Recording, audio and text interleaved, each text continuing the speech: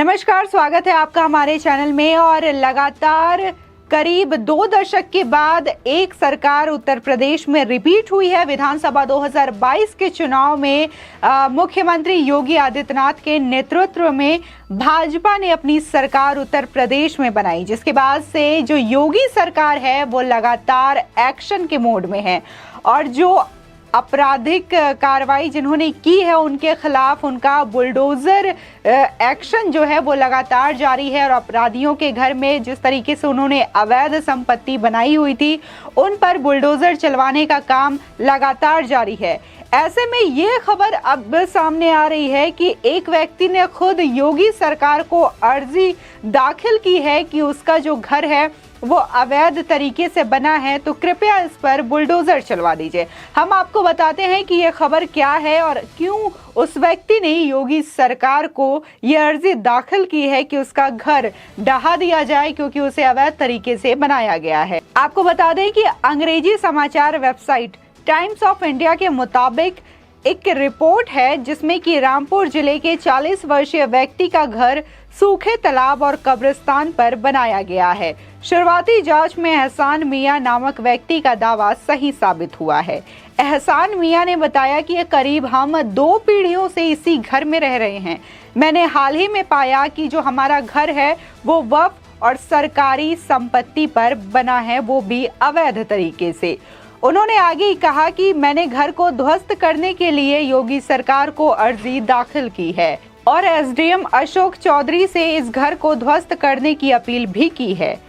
इस पर एसडीएम चौधरी का भी बयान सामने आया है। उन्होंने कहा कि रामपुर जिले की तहसील शाहाबाद के अंतर्गत मित्रपुर अहरोला गांव में कई घर सूखे और तालाबों और कब्रिस्तानों पर बनाए गए हैं। आपको बता दें कि ये जो व्यक्ति है वो खुद सामने आए हैं और उन्होंने योगी आदित्यनाथ की जो सरकार है, योगी सरकार 2.0, उनको अर्जी दाखिल की है और कहा है कि मेरा जो घर है वो अवैध तरीके से बनाया गया है, तो इस पर आप बुलडोजर चलवा दें क्योंकि इस गांव में तकरीबन कई ऐसे घर हैं जो सूखे तालाब और कब्रिस्तान के ऊपर बनाए गए हैं। वहीं इनका ये भी कहना है कि जो इनका परिवार है वो करीब 2 पीढ़ियों से इसी घर में रह रहा है और हाल ही में उन्हें पता चला कि ये घर अवैध है और जब पता चला तो उन्होंने अर्जी मुख्यमंत्री को दाखिल कर दी है। बता दें कि उत्तर प्रदेश में योगी आदित्यनाथ सरकार का माफियाओं के खिलाफ कड़ा एक्शन जारी है। राज्य में बुलडोजर के जरिए माफियाओं की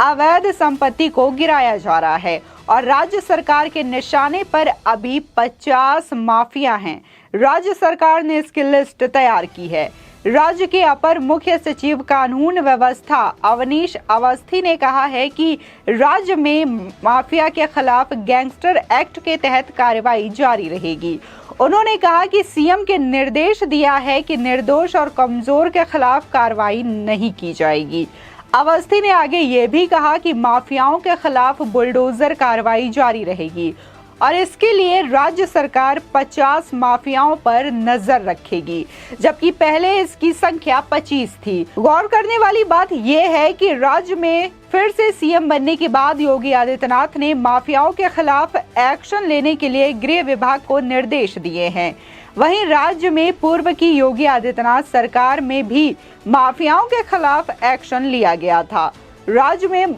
माफियाओं की अरबों की संपत्ति को जब्त कर लिया गया था और कई अवैध मकानों और बिल्डिंग्स को गिरा दिया गया है, जिसके बाद माफियाओं में सरकार को लेकर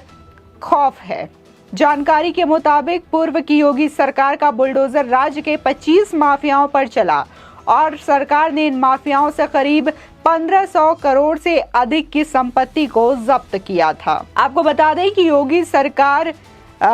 1 यानी कि पहले जो 5 सालों की बात करें तो उस वक्त बुलडोजर राज्य में 25 गैंगस्टरों पर चला था और इसमें गाजीपुर के मुख्तार अंसारी और प्रयागराज के अतीक अहमद का नाम सबसे प्रमुख लिस्ट में शामिल है। आपको बता दें कि विधानसभा 2022 के इलेक्शन में जिस तरीके से योगी आदित्यनाथ की भूमिका रही, उनके नेतृत्व में भाजपा सरकार ने उत्तर प्रदेश में दोबारा से अपनी सरकार बनाई। विधानसभा 2022 का इलेक्शन 5 राज्यों में था, जिसमें से 4 राज्यों राज्यों में बीजेपी ने अपना परचम लहराया था, उसमें से उत्तर प्रदेश भी एक था, जहां पर बीजेपी ने अपने गठबंधन के साथ करीब 273 सीटों पर जीत हासिल की थी। अगर बात योगी सरकार की करें तो उन्होंने जिस तरीके से काम किया, पिछले 5 सालों में जीरो टॉलरेंस की नीति रही है। कानून व्यवस्था, उनका कहना था कि कानून व्यवस्था पर उन्होंने खासा ध्यान रखा, महिलाओं की सुरक्षा पर ध्यान रखा। इसी के साथ ही साथ लॉकडाउन और कोविड टाइम में जो राशन योजना उन्होंने फ्री राशन योजना चलाई थी, उससे काफी हद तक लोगों को फायदा मिला था। इसी के साथ अगर बात करें महिलाओं की सुरक्षा को लेकर के,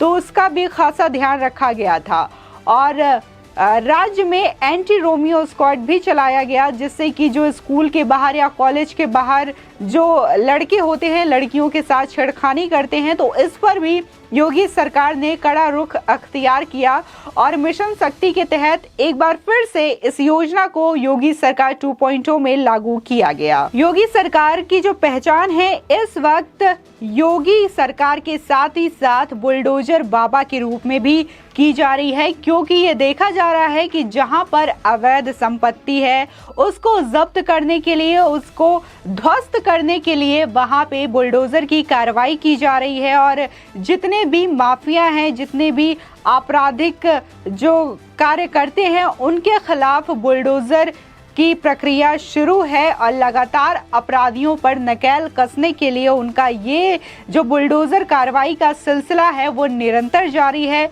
और इसकी बाकायदा लिस्ट भी बनाई गई है, जिसमें कि अगर योगी सरकार 2.0 की बात करें तो इसमें तकरीबन 50 माफिया शामिल हैं जिस पर बुलडोजर चलाने की प्रक्रिया की जानी है। और अगर शुरू की बात करें तो उसमें से मुख्तार अंसारी और अतीक अहमद का जो नाम है वो सबसे पहले आता है, क्योंकि ये पूर्वांचल के सबसे बड़े माफियाओं के लिस्ट में शामिल हैं। जिसके बाद जो योगी सरकार आई, उन्होंने जिस तरीके से कार्य किया, तो ये जो 2 अपराधी हैं उनका नाम प्रमुख है और उन पर सख्त एक्शन योगी सरकार ने लिया और योगी सरकार का कहना है कि अगर अपराध ऐसे ही करते रहे अपराधी तो उनके खिलाफ ऐसे ही सख्त एक्शन जारी रहेगा। तो जिस तरह से ये व्यक्ति सामने आ रहा है, योगी सरकार से खुद अपील कर रहा है कि इसका घर अवैध तरीके से बना हुआ है, सूखे तालाब और कब्रिस्तान के ऊपर बनाया गया है, वक्फ और सरकार की संपत्ति के ऊपर बनाया गया है, तो इस जो मकान को ध्वस्त कर देना चाहिए। और इसका ये भी कहना है कि इसकी जो परिवार है वो आज से नहीं, तकरीबन इसके जो 2 पीढ़ी है वो इस घर में रह चुकी है, लेकिन इसे हाल ही में पता चलता है कि इसका घर अवैध तरीके से बना है और इसने योगी सरकार के साथ ही साथ वहां के जो SDM है अशोक चौधरी, उनसे भी अपील की है कि इसका घर ध्वस्त कर देना चाहिए, बुलडोजर से ध्वस्त कर देना चाहिए। तो कहीं ना कहीं ये कहना गलत नहीं होगा कि ये योगी सरकार की जो प्रक्रिया है, बुलडोजर कार्रवाई है, अपराधियों पर जिस तरीके से योगी सरकार का बुलडोजर चलता है, तो उसका एक भय है, उसका एक डर है कि अब लोग सामने आ रहे हैं और अवैध निर्माण पर खुद बुलडोजर चलवाने का अर्जी दाखिल कर रहे हैं सरकार से। आपको क्या लगता है? आपकी जो भी राय हो इस खबर को लेकर के हमारे कमेंट सेक्शन में जरूर बताएं। आगे की और भी अपडेट के लिए हमारे चैनल से जुड़े रहें और हमारे चैनल को सब्सक्राइब करना ना भूलें।